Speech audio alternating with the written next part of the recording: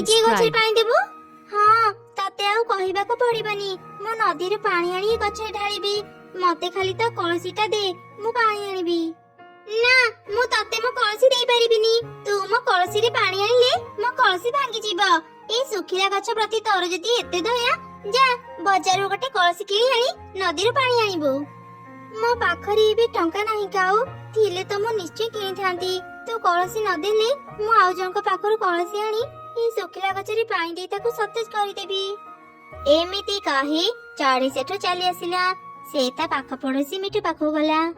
ମିଟୁ ଭଉଣୀ, ମତେ ଆଜି ତୁମ କଳସୀଟା ଟିକେ ଦେଇଥାଅ। ଗୋଟେ ଆମ୍ବ ଗଛଟି ପାଣି ନ ପାଇଲାରୁ ଶୁଖି ଶୁଖି ଯାଉଛି। ମୁଁ ସେ ଗଛ ମୂଳରେ ପାଣି ଢାଳି ତୁମକୁ ତୁମ କଳସୀ ଫେରେଇ ଦେବି।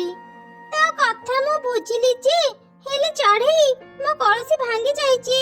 ବିଶ୍ୱାସ ନହେଲେ ତୁ ଘର ଭିତରକୁ ଆସି Please ଦେଖି like, ଯା। share and subscribe. ନା ନା ମିଟୁ